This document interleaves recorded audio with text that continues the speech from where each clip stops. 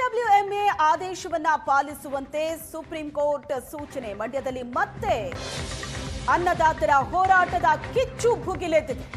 ಶ್ರೀರಂಗಪಟ್ಟಣದಲ್ಲಿ ನೇಣು ಕುಣಿಕೆಯನ್ನ ಹಿಡಿದು ರೈತರು ಪ್ರತಿಭಟನೆ ಮಾಡಿದ್ದಾರೆ. ಮಂಡ್ಯದಲ್ಲಿ ರೈತರು ಹಾಗೂ ಕನ್ನಡ ಸಂಘಟನೆಗಳಿಂದ ಪ್ರತಿಭಟನೆ ನಡೆದಿದೆ.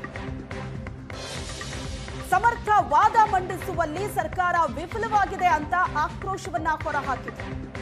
ಸಿಎಂ ಡಿಕೆ ಶಿವಕುಮಾರ್ ಸರಿಯಾದ ನಿರ್ಧಾರವನ್ನ ತೆಗೆದುಕೊಳ್ಳುವುದಕ್ಕೆ ರೈತರು ಒತ್ತಾಯ ಮಾಡಿದ್ದಾರೆ.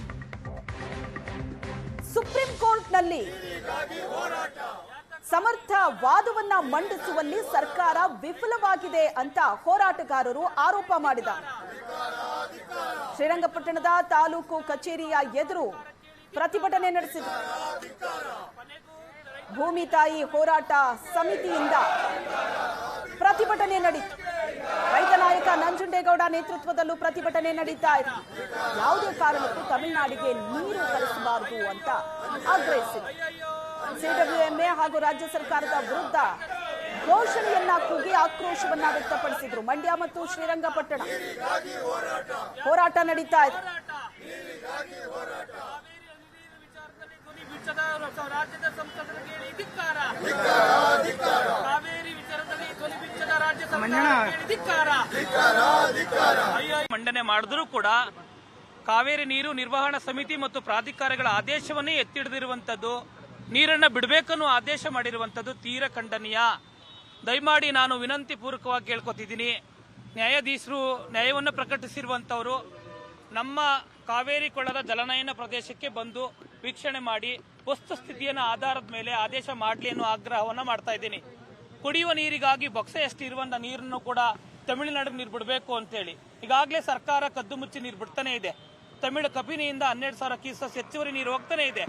ಇಂತಹ ಸಂದರ್ಭದಲ್ಲೂ ಕೂಡ ಒಂದು ರಾಜ್ಯಕ್ಕೆ ದೊಡ್ಡ ಅನ್ಯಾಯ ಆದರೂ ಕೂಡ ಒಂದು ನ್ಯಾಯಾಧೀಶದಲ್ಲೂ ನ್ಯಾಯಕಟ್ಟೆಗಳಲ್ಲಿ ನ್ಯಾಯ ಬರಲಿಲ್ಲ ಅಂತ ಹೇಳಿದ್ರೆ 7 ಕೋಟಿ ಜನ ಎಲ್ಲೋಗ್ಬೇಕು ಸ್ವಾಮಿ?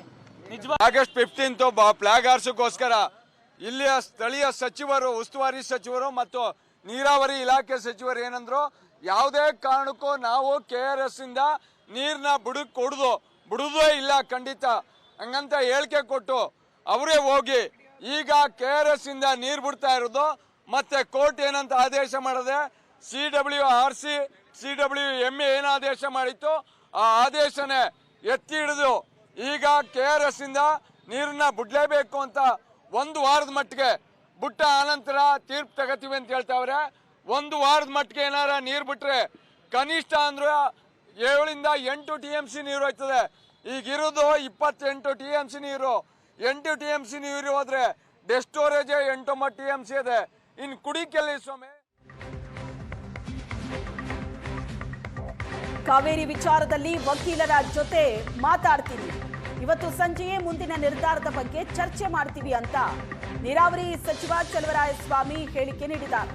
ನಮ್ಮ ಸರ್ಕಾರದ ಮುಂದೆ ನೀರು ಬಿಡೋ ಪ್ರಸ್ತಾಪ ಇಲ್ಲ, ಮುಖ್ಯಮಂತ್ರಿಗಳ ಜೊತೆ ಚರ್ಚೆ ಮಾಡಿ ಮುಂದಿನ ನಿರ್ಧಾರ ಅಂತ ಮದ್ದೂರು ಶಾಸಕ ಕದಲೂರು ಉದಯ್ ಹೇಳಿಕೆ ಕೊಟ್ಟಿದ್ದಾರೆ. ಯಥಾಸ್ಥಿತಿ ಮುಂದುವರ್ಸೋಕ್ಕೆ ಇದೆ, ಅದರ ಅರ್ಥ ಅಷ್ಟೇ. ಈಗ ನಾವು ಅದನ್ನು ಡಿಸ್ಮಿಸ್ ಮಾಡಿ ನಮಗೆ CWMA ಮುಂದೆ ರಿವ್ಯೂ ಮಾಡಲಿಕ್ಕೆ ಅವಕಾಶ ಕೇಳಿದ್ದು, ರೆಡ್ಯೂಸ್ ಮಾಡಬೇಕು ಅಂತ. ಈಗ ಅವರು ಅದನ್ನು ಮುಂದಿನ ಸೋಮವಾರ ಇಟ್ಕೊಂಡಿದ್ದಾರೆ. ಸೊ ಈಗ ನಾನು ಲೀಗಲ್ ನಮ್ಮ ಟೀಮ್ ಜೊತೆ ಮಾತನಾಡಿದೆ, ಅವ್ರು ಡಿಸ್ಕಸ್ ಮಾಡಿ ನಮ್ಮ ACS ಕೋಆರ್ಡಿನೇಟ್ ಮಾಡಿ. ಸೊ ನಮಗೆ ಈಗ ನಾವು ಪ್ಲ್ಯಾನ್ ಮಾಡ್ಕೊಂಡಿದ್ದು, ನಮಗೆ ಅನಿವಾರ್ಯತೆ ಇರೋದು CWRC CWMA ಮುಂದೆ ನಾವು ರೆಡ್ಯೂಸ್ ಮಾಡಲಿಕ್ಕೆ ಕೇಳಬೇಕು ಅಂತ ನಾವು ಅಂದ್ಕೊಂಡಿದ್ದು ನಮ್ಮ ಸರ್ಕಾರ. ಅದಕ್ಕೆ ಈಗ ಒಂದು ಸ್ವಲ್ಪ ಅವಕಾಶ ಟೈಟ್ ಆಗಿದೆ, ಮುಂದಿನ ಮಂಡೇವರೆಗೂ ಯಥಾಸ್ಥಿತಿನ ಮುಂದುವರಿಸಬೇಕು ಅಂತ ಹೇಳಿದ್ದಾರೆ. ಅದಕ್ಕೆ ನಾನು ACS ಜೊತೆ ಮಾತನಾಡಿ, ಲೀಗಲ್ ಟೀಮ್ ಜೊತೆ ಮಾತನಾಡಿ ಏನು ಆಲ್ಟರ್ನೇಟಿವ್ ನಾವು ಮಾಡ್ಬೋದು ಅಂತ ಹೇಳಿದ್ದೀನಿ. ಯಾಕೆಂದರೆ ಮಳೆ ಕಡಿಮೆ ಆಗಿದೆ, ಇನ್ಫ್ಲೋ ಕಡಿಮೆ ಆಗ್ತಾಯಿದೆ. ಅದರಿಂದ ಈ ಕಬಿನಿನಲ್ಲೂ ಸಹ ನಾವು ಈಗ ಹೋಗ್ತಾ ಇರತಕ್ಕಂಥದ್ದು ಆಟೋಮೆಟಿಕ್ಕಾಗಿ ಒಂದು ಸ್ವಲ್ಪ ಕಷ್ಟ ಆಗುತ್ತೆ. ಇದನ್ನೆಲ್ಲ ನೋಡಿ ನಾನು ಸಾಯಂಕಾಲ ನಮ್ಮ ಲೀಗಲ್ ಟೀಮು ACS ಜೊತೆ ಎಲ್ಲ ಮಾತನಾಡಿ ಮೊನ್ನೆ ಮುಖ್ಯಮಂತ್ರಿಗಳು ಗಮನಕ್ಕೆ ತಂದು ಮುಂದೆ ಏನು ಅಂತ ಹೇಳಿ ನಾವು ಈಗ ಸದ್ಯದ ಪರಿಸ್ಥಿತಿಯಲ್ಲಿ ನಮಗೆ ನೀರಿನ ಕೊರತೆ ಇದೆ, ಕುಡಿಯೋ ನೀರಿಗೆ ಮತ್ತು ನಮ್ಮ